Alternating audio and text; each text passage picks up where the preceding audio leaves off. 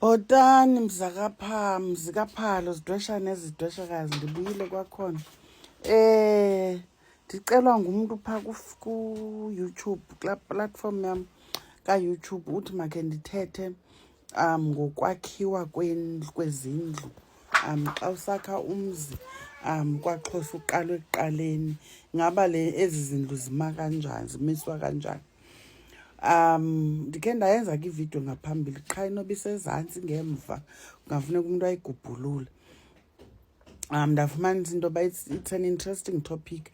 I like uba ndiyayithanda mna into yobuyela kundalashe okanye mandithi masicacelwe mani uba ukuze kube kanje bekutheni kuqala, ngoba izinto singasazimayintheyini nje kungoba asikwazi ukubaluleka kwazo. So ndiwuthandile ke lo mbuzo because there's a reason our villages are set up the way they are. Our homesteads are set up the way they are. Buya kwilali ngelali ufumanisa into yoba izindlu zaloo lali zima ngokufanayo. You understand? Iba indlu enkulu kubekho ubuhlanti ibe inkundla, umzekelo kubekho igoqo. Now ukuze umuntu a-understande nokuthi ke ngoku zibaluleke ngantoni ezi zinto and zima kanjani ukuze zime kakuhle, masiqale ngendlu enkulu. Indlu enkulu yindlu yoomama, indlu kamakhulu xa kusitshiwo. Kulapho umuntu ongumama oze ngokwenda anelungelo khona, ngoba akanalungelo lokuba senkundleni, akanalungelo lokungena ebuhlanti. Inkundla ke nobuhlanti yinto enye ngokwakwaXhosa. So unganyathela enkundleni emzini ufana ingathi unyathela ebuhlanti. So umuntu ongumama eyakhe indawo iphelela phi? Iphelela endlini enkulu. Loo nto siyibiza ngaye le ndlu umakhulu, uyaqonda. Kodwa kulapho siqala khona, kulapho isiko liqala khona, ngoba unelungelo kaloku uba angangena kule ndlu ngoba kusila yena apha ekhaya. Ifaki phi? Ihlala entla, yindlu ohlala ifaki le. Yilaa ndlu uba nguronta emakhaya, iba nguronta. Ewe ke abasekho ronta ngoku, kwenziwa 8 kona okanye 6 kona, but ubone into yoba ngumzobo womfuziselo karonta. Uronta ke is uronta ngesizathu. In African mythology and spirituality, there's in a significance i-circle. I-circle in a significance ijongana kwaZulu, izindlu zabo ngongquphantsi abaround, you understand. Even sesihleli silikhaya, sihleli kulaa ndlu enkulu, siba i-circle buyaqwalasela. I-circle even iringi yomtshato, you understand, ibalulekile indandatho because it's a circle representing i-fullness, into epheleleyo. Uyayiva ke ngoku? Indlu enkulu umuntu ongumama unelungelo kuyo, ngoba kulapho xa efika emzini afike anxitywe, ahlaliswe khona, ayalwe khona, amkelwa, aphiwe igama emva kwecango ekhukweni. Indawo yakhe leyo Ncakasana. Nokubeleka kwakhe ubelekela kanye kanye phaa Ncakasana. Yiloo nto xa usenzelwa imvuma kufa yakho yakulomama kwabathwasayo, ibhekile yakho ibethwe emveni kwecango because wena ungumtshana apha. Uyayiva ke ngoku? Ndiyanqula ke, ndiyathandaza, ndiyacamagusha. Indlu enkulu umama unelungelo kuyo, kodwa njengoba sisazi umama akalawuli nakomphi na umzi, kusalawula utata. Usokhaya oyena umdala apha ekhaya ngoyena umhlala ngasemnyango, ukunyuka ke ngobudala babo banyuke ukhweza. Inkomo xa iwile apha ekhaya ihlala entla entungo ngakweli cala lootata, kangangoba kwamanye amakhaya isabanjiwe into yoba umuntu ongumama akaliweli iziko awelele kwela cala lootata, uphelela ngapha. Neefaki zenu xa nisila kufuneka zibe ngakweli cala loomama kwenzela into yoba ningaphazamisi, ngoba kwawuthiwa uyathakatha. Xa umsebenzi uqala ibheki libethwa pheziko. Xa kubolekwa indlela amathile aqala enze intoni? Isangqa, ajikeleze iziko eli. Circle kwakhona uqwalasela le ndaba ye-circle. nijikeleza iziko onikhokelayo awugqiba ame phambi komnyango aboleka indlela eyaphi eyemaxhantini.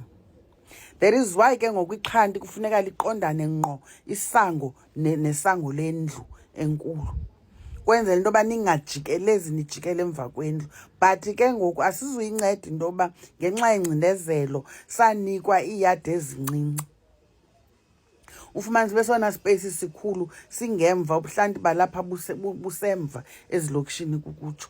Andithi ke xa ufumanise uba kokwenu ubuhlanti bakokwenu busemva makuthweni, akho nto izawuthwani, ziimeko zala maxesha. Kodwa kona bekumele uba kuphunywa endlini enkulu kungumkrozo ubheka phi ebuhlanti, ziyathungelana kunqunyulwe enkundleni. Nantsi inkundla iphakathi kwendlu enkulu nobuhlanti. Loo nto umntu ongumama engasondeli, ngoba ndithe inkundla nobuhlanti into enye, uyayiva? Inkundla i-extension yobuhlanti kahle kahle. So umntu ongumama xa ezimase isiko bathi nca apha ngasendlini enkulu yeyona ndawo banelungelo loba kuyo. Otherwise kuphunywa apha indlela istraight iyesangweni. Nesango umthonyama nawo ujongene nesango lobuhlanti straight. So kuyathungelana iziko lasendlini, umnyango wendlu enkulu, inkundla, isango lobuhlanti, umthonyama. Iba yiloo straight line. Ukubana ngabe ufuna umfanekiso wento yoba lo mzi wakho uzawuma kanjani. Izindlu zijonge empumalanga, into endiyaziyo mna. Kodwa ke abantu bendawo bayayazi iweather yabo ihamba njani, uba imvula xa isiza apha kuthi okanye umoya xa usiza udla ngothi gqi kweli cala. So izindlu ziflathela eli cala lizumoya, enzela izindlu zenu zingaphaphatheki. Kodwa ixesha elinintsi imizi ijonge empumalanga. Uyawufika elalini imizi eminintsi ijongise cala linye, uyayiva? Sisithethile ke ngobuhlanti, sathetha ngantoni? Ngendlu enkulu. Kubekho igoqo neziko lomntu ongumama. Igoqo yeyona ndawo umama, ndithe indlu enkulu, aphinde umama ke ngwabe negunya phi egoqweni naseziko lakhe. Iziko lasebuhlanti lelo tata, iziko legoqo likamama nali, uyayiva ke ngoku? Oomama mos nabo baneenyama abazifumanayo xa kukho isiko apha, kunikwe oomama isabelo sabo, bazipheka phi? Kwelabo iziko.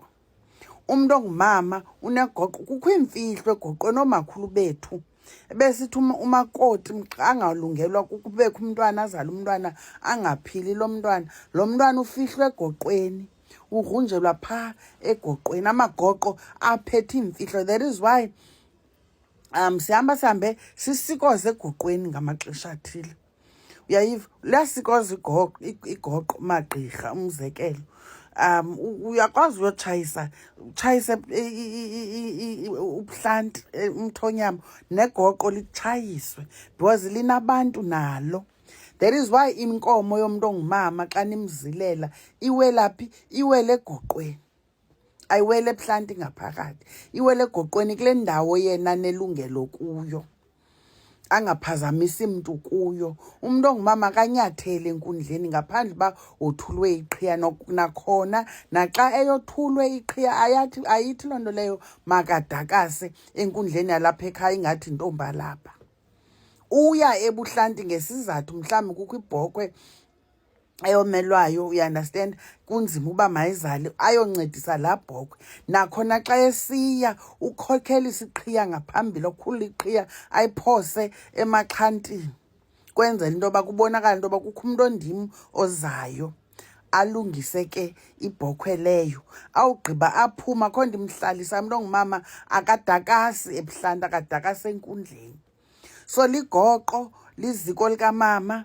Abantu abafazana belali, iitshomi zakho xa zizokuncedisa apha kwakho ziphelela phaa egoqweni, eziko, nasendlini enkulu. Bahlala ecaleni phi bona? Ngasemveni kwecango, abasondeli kweli cala lootata. Yi-setup endiyaziyo ke, ibe lisango ke lokungena iinkomo kweli khaya. Isango nalo kuphuma abakhwenkwe kweli khaya xa esokoluka, naxa iphuma esuthwini, libekho isango elingena abantu in general. Ndazi loo nto ke mna. Kuba ayivakalanga nawutsho ke bethunana khe ndibone uba yindawo le ndingayicacisanga. Cama kuchosi.